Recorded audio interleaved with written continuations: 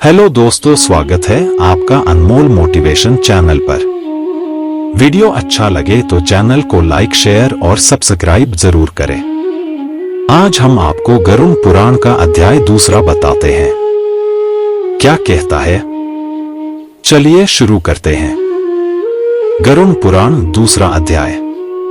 भगवान श्री कृष्ण से गरुड़ देव क्या पूछते हैं, सुनिए। गरुड़ जी ने कहा, हे केशव, यमलोक का मार्ग किस प्रकार दो खदाई होता है? पापी लोग वहां किस प्रकार जाते हैं, वह मुझे बताइए।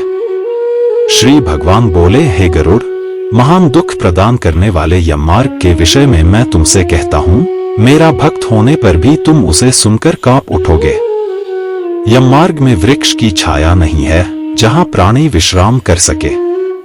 उस यम मार्ग में अन्न आदि भी नहीं है जिनसे कि वह अपने प्राणों की रक्षा कर सके। हे खग, वहां कहीं जल भी नहीं दिखता जिसे अत्यंत त्रिशातुर वह जीव पी सके। वहां प्रलयकाल की भांति 12 सूर्य तपते रहते हैं।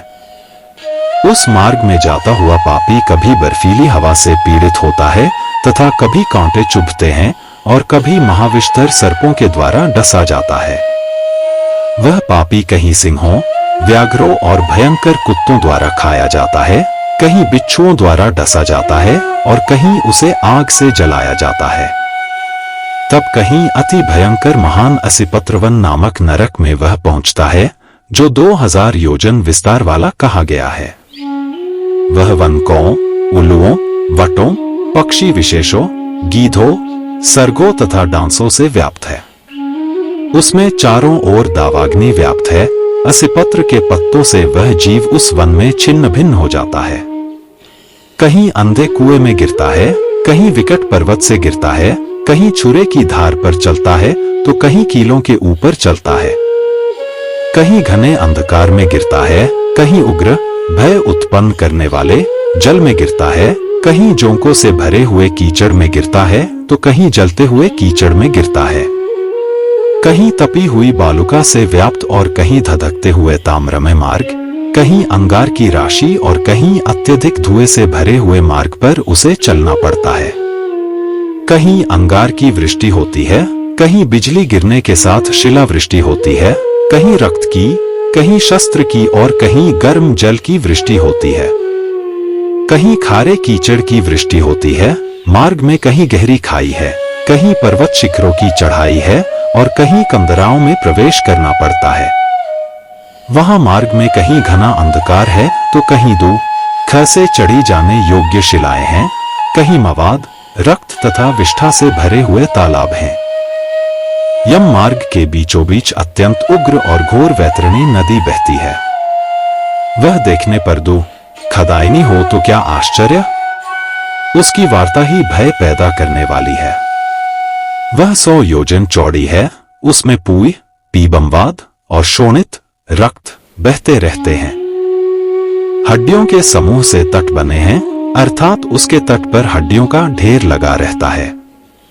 मांस और रक्त के कीचड़ वाली वह नदी दुख से पार की जाने वाली है। अथाह गहरी और पापियों द्वारा दुखपूर्वक पार की जाने वाली यह नदी केशरूपी सेवार से भरी होने के कारण दुर्गम है। वह विशालकाय ग्राहों, घड़ियालों से व्याप्त है और सैकड़ों प्रकार के घोर पक्षियों से आवृत है। हे गरुड़, आए हुए पापी को देखकर वह नदी ज्वाला और धूम से भरकर कड़ाह में रखे घृत की भांति खौलने लगती है। वह नदी सुई के समान मुख वाले भयानक कीड़ों से चारों ओर व्याप्त है। वज्र के समान चोंच वाले बड़े बड़े गीध एवं कौओं से घिरी हुई है। वह नदी शिशुमार, मगर, जोंक, मछली, कछुए तथा अन्य मांसभक्षी जलचर जीवों से भरी पड़ी है। उसके प्रवाह में गिरे हुए बहुत से पापी रोते चिल्लाते हैं और हे भाई, हाँ पुत्र, हाँ तात, इस प्रकार कहते हुए बार बार विलाप करते हैं। भूख और प्यास से व्याकुल होकर पापी जीव रक्त का पान करते हैं। वह नदी झागपूर्ण रक्त के प्रवाह से व्याप्त, ममाघोर, अत्यंत गर्जना करने वाली, देखने में दुख पैदा करने वाली तथा भयावह है। उसके दर्शन मात्र से पापी चेतना शून्य हो जाते हैं।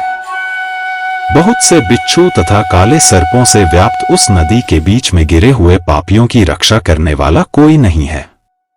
उसके सैकड़ों हजारों भंवरों में पड़कर पापी पाताल में चले जाते हैं, क्षण भर पाताल में रहते हैं और एक क्षण में ही ऊपर चले आते हैं। हे खग, वह नदी पापियों के गिरने के लिए ही बनाई गई है। उसका पार नहीं दिखता। वह अत्यंत दुःखपूर्वक तरने योग्य तथा बहुत दुःख देने वाली है। इस प्रकार बहुत प्रकार के क्लेशों से व्याप्त अत्यंत दुःखप्रद यम मार्ग में रोते चिल्लाते हुए दुखी पापी जाते हैं। कुछ पापी पाश से बंधे होते हैं और कुछ अंकुश में फंसाकर खींचे जाते हैं और कुछ शस्त्र के अग्रभाग से पीठ में छेदते हुए ले जाए जाते हैं। कुछ नाक के अग्रभाग में लगे हुए पाश से और कुछ कान में लगे हुए पाश से खींचे जाते हैं। कुछ काल पाश से खींचे जाते हैं और कुछ कौ से खींचे जाते हैं। वे पापी गर्दन, हाथ तथा पैर में जंजीर से बंधे हुए तथा अपनी पीठ पर लोहे के भार को ढोते हुए मार्ग पर चलते हैं। अत्यंत घोर यमदूतों के द्वारा मुदगरों से पीटे जाते हुए वे मुख से रक्त वमन करते हुए तथा वमन किए हुए रक्त को पुनः पीते हुए जाते हैं। उस समय अपने दुष्कर्मों को सोचते हुए प्राणी अत्यंत ग्लानि का अनुभव करते हैं और अतीव दुखित होकर यमलोक को जाते हैं। इस प्रकार यम मार्ग में जाता हुआ वह मंदबुद्धि प्राणी हा पुत्र हा पौत्र, इस प्रकार पुत्र और पौत्रों को पुकारते हुए हाय हाय इस प्रकार विलाप करते हुए पश्चाताप की ज्वाला से जलता रहता है। वह विचार करता है कि महान पुण्य के संबंध से मनुष्य जन्म प्राप्त होता है, उसे प्राप्त कर भी मैंने धर्माचरण नहीं किया। यह मैंने क्या किया? मैंने दान दिया नहीं, अग्नि में हवन किया नहीं, तपस्या की नहीं, देवताओं की भी पूजा की नहीं, विधि विधान से तीर्थ सेवा की नहीं। अत हे जीव, जो तुमने किया है उसी का फल भोगो। हे देही, तुमने ब्राह्मणों की पूजा की नहीं, देव नदी गंगा का सहारा लिया नहीं, सत्पुरुषों की सेवा की नहीं, कभी भी दूसरे का उपकार किया नहीं। इसलिए हे जीव, जो तुमने किया है अब उसी का फल भोगो। मनुष्यों और पशु पक्षियों के लिए जलहीन प्रदेश में जलाशय का निर्माण किया नहीं, गौ और ब्राह्मणों की आजीविका के लिए थोड़ा भी प्रयास किया नहीं। इसलिए हे देही, तुमने जो किया है उसी से अपना निर्वाह करो। तुमने नित्य दान किया नहीं, गौ के दैनिक भरण पोषण की व्यवस्था की नहीं, वेदों और शास्त्रों के वचनों को प्रमाण माना नहीं, पुराणों को सुना नहीं, विद्वानों की पूजा की नहीं। इसलिए हे देही, जो तुमने किया है उन्हीं दुष्कर्मों के फल को अब भोगो।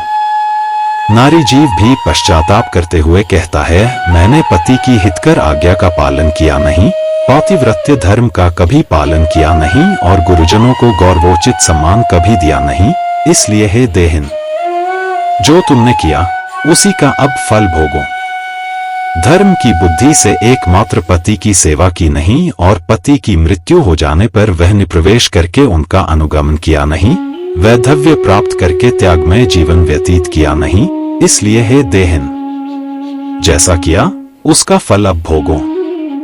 मास पर्यंत किए जाने वाले उपवासों से तथा चांद्रायण व्रतों आदि सुविस्तीर्ण नियमों के पालन से शरीर को सुखाया नहीं। पूर्व जन्म में किए हुए दुष्कर्मों से बहुत प्रकार के दुखों को प्राप्त करने के लिए नारी शरीर प्राप्त किया था। इस तरह बहुत प्रकार से विलाप करके पूर्व देह का स्मरण करते हुए मेरा मानव जन्म शरीर कहाँ चला गया, इस प्रकार चिल्लाता हुआ वह यम मार्ग में चलता है। हे तार्क्ष, इस प्रकार 17 दिन तक अकेले वायु वेग से चलते हुए 18वें दिन वह प्रेत सौम्यपुर में जाता है। उस रमणीय श्रेष्ठ सौम्यपुर में प्रेतों का महान गण रहता है। वहां पुष्पभद्रा नदी और अत्यंत प्रिय दिखने वाला वटवृक्ष है। उस पुर में यमदूतों के द्वारा उसे विश्राम कराया जाता है।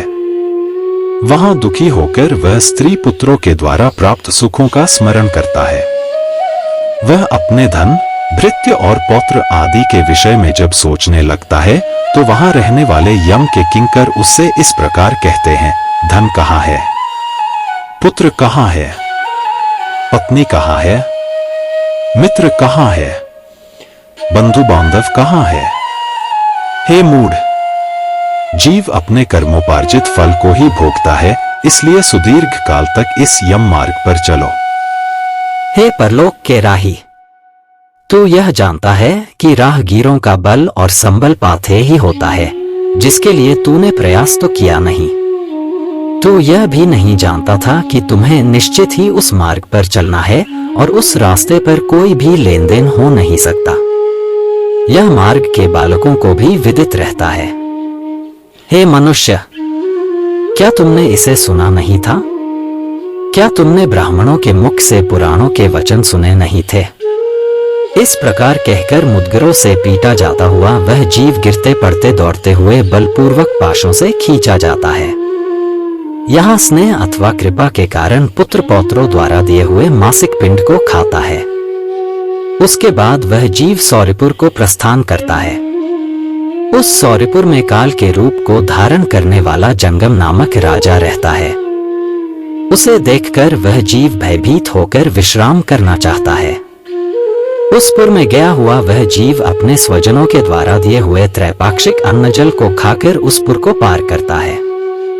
उसके बाद शीघ्रता पूर्वक वह प्रेत नगेंद्र भवन की ओर जाता है और वहां भयंकर वनों को देखकर दुखी होकर रोता है।